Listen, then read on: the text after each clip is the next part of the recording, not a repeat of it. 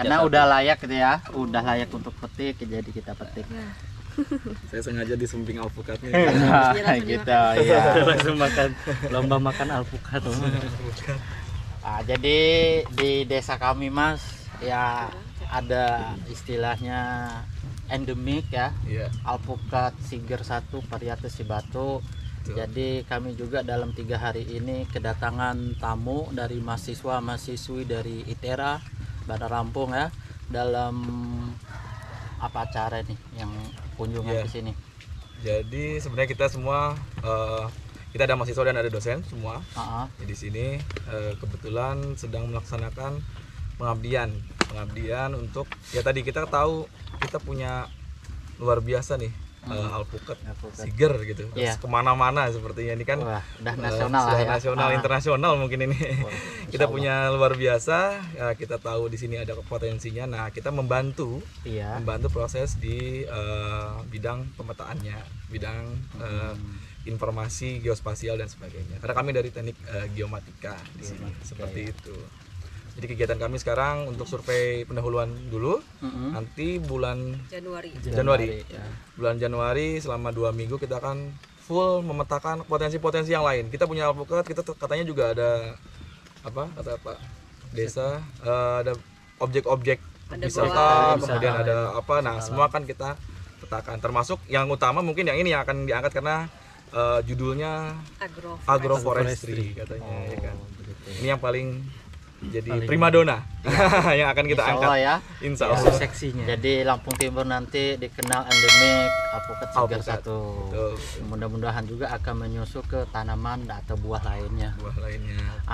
Jadi ada pertanyaan ini. Abang siapa dulu? Kita kenalan dulu nih. Nama saya Yuda. Yuda ya, dari mahasiswa ITERA juga. Dari dosen geomatika ITERA juga. Oh, Pak dosen nih. Iya. Dengan ini saya Pak? Arif. Sama dengan ini? Ya.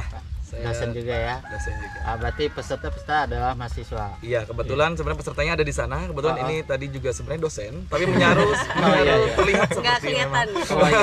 Sudah muda. Nah, ini dia yang bagus kan, menarik gitu kan.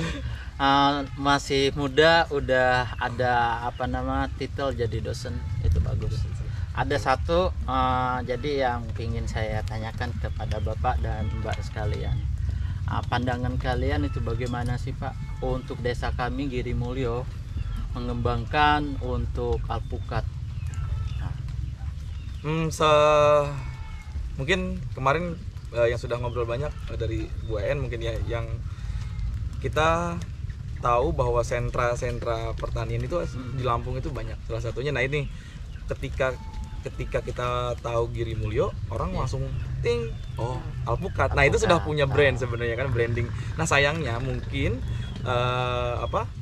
apakah itu dikenal hanya di lokal. Nah, apakah sudah global nasionalnya sejauh mana? Nah, itu yang harus kita ukur. Nah, kita bertugasnya membantu juga masyarakatnya itu untuk sebenarnya sudah tahu Pak gitu misalkan, atau ini harus dikembangkan ke sana lagi atau kemana lagi seperti itu. Nah, alpukatnya sendiri ya dari kemarin kita sudah coba juga alpukat kocok. Alpukat kocok. Jadi begini Bapak dan Mbak sekalian, Giri Mulyo ini adalah dikenal endemik alpukat Siger 1 varietas Cibatu. Tetapi ini sudah beranjak berapa tahun ke depan, insya Allah ke depan juga kita akan kembangkan di wilayah-wilayah luar Lampung. Jadi alpukat Siger 1 ini udah skala nasional. Nah, sudah skala nasional, jadi bukan termasuk endemik lagi kalau nantinya udah jadi epidemik. Jadi tidak hanya di Giri Mulyo alpukat Siger 1 varietas Cibatu ini, bahkan ada di luar pulau juga nanti. Jadi kami udah menyebarkan bibit secara nasional, dan juga kami udah mempunyai SK untuk pengada dan pengedar bibitnya. Jadi sekarang itu udah dibuka untuk pembelian atau order secara umum. Jadi mudah-mudahan ke depan Provinsi Lampung khususnya itu akan dikenal pemasok buah alpukat terbesar. Ya, apalagi dengan kehadiran alpukat Siger kan, dia mempunyai ciri khas tertentu. Kalau bisa seperti COVID jadi pandemik, Pak. Nah, begitu. Meluas. Insya Allah berapa positif. tahun ya, kita juga berapa bulan yang lalu kedatangan ya tamu dari luar negeri. Ya dari Jepang ya, Mas ya. Ya, dari Jepang dan dari mana tuh? Korea. Rencana Korea ya. Betul. Ngobrol ya. Nah, sudah, tapi mereka itu kepingin bekerja sama dengan dipasok oleh buah. Tetapi kami belum siap untuk menyuplai itu. Mungkin keterbatasan ya. Sekarang juga masih dalam skala penanaman, belum untuk produksi buah. Betul. Nah, jadi begini, satu lagi topik yang ingin saya bahas. Kita ini semua nih masih istilah jiwa muda lah ya. Saya akuin, saya pengen muda terus, nggak mau tua. Tetapi dengan kita tidak menolak dong ya, usia kita akan beranjak tua. Nah, bagaimana kita meneruskan ke generasi berikutnya? Satu topik, bagaimana pendapat kalian itu tentang petani milenial? Nah, mungkin yang sudah bercocok tanam Pak Yuda punya juga. Jadi Pak Yuda bisa dijelaskan bagaimana topik petani milenial gitu. Potensinya.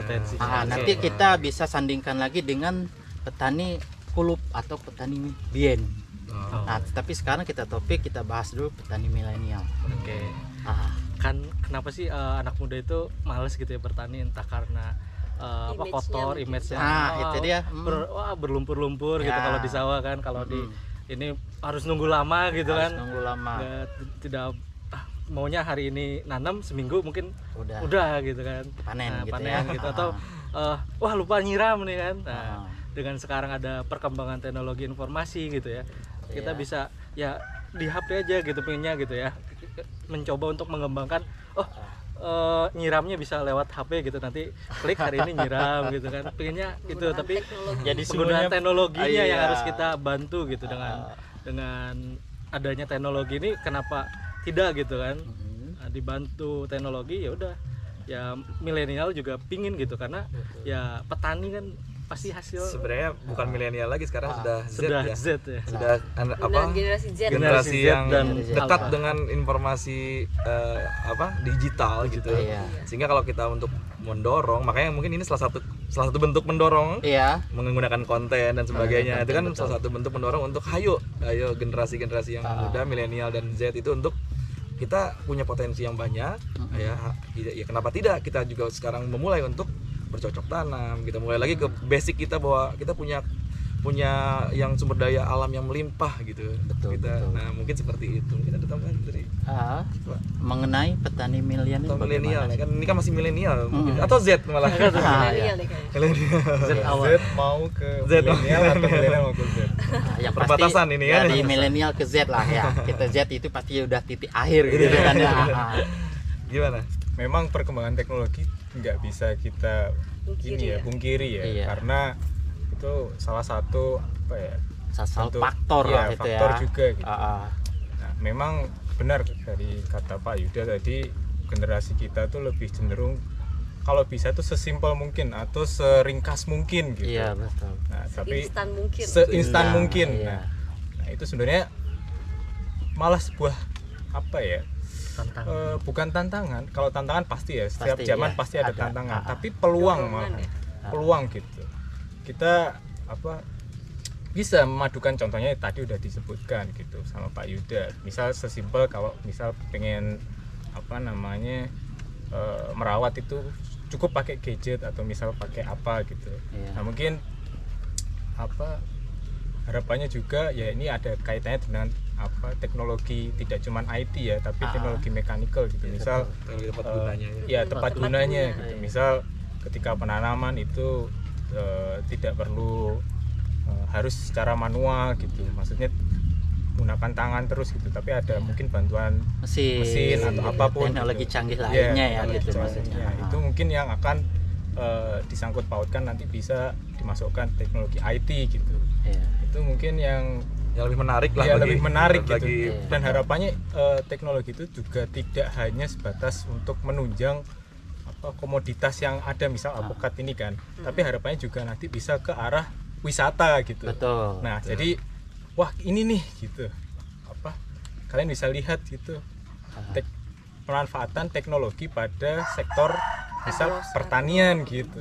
Itu yang masih kita coba kembangkan gitu. Agroteknologi gitu lebih tepatnya itu saya rasa mungkin di luar khususnya ya itu sudah mulai dikembangkan bagaimana petani itu ya bertanam cocok tanam itu sudah menggunakan teknologi tersebut dan tadi ada IT-nya itu ya teknologinya tinggal dipantau menggunakan gadget gitu ya.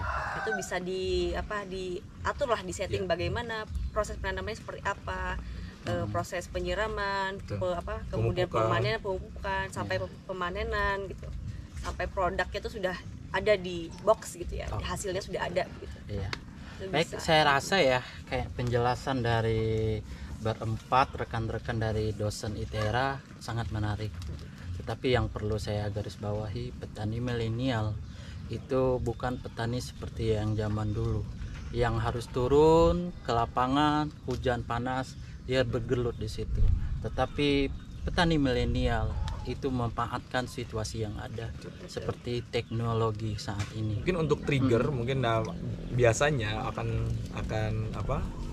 menarik adalah ketika kita berbicara emangnya sama kita misalkan menjadi petani penghasilannya dengan misalkan kerja. Nah mungkin sekarang kita ganti yang tanya nih kepada ahlinya seperti apa sih sebenarnya peluangnya kalau sekarang gitu untuk misalkan mengajak anak-anak muda ini untuk bertani, apakah cukup atau kurang dan sebagainya, mungkin bisa dijelaskan. Saya begini, kita sekarang mahasiswa ya, enggan sekarang untuk masuk ke fakultas pertanian karena berpikir bahwa mereka nanti turun ke lapangan dan sebagainya. Image petani itu dikatakan sangat rendah sekali. Betul. Padahal tidak sedemikian. Kalau kita pintar, cerdas, kita harus bersanding dengan dunia digital ini. Bagaimana kita mengelola lahan itu? Pertama kita itu harus dijanjikan investasinya. Kalau investasi kita di emas, kita sekarang beli harga dengan ini, kita jual nanti harga naik. Begitu juga dengan petani. Nah, makanya kita alpukat inilah ya, kita ambil topik petani milenial pada alpukat.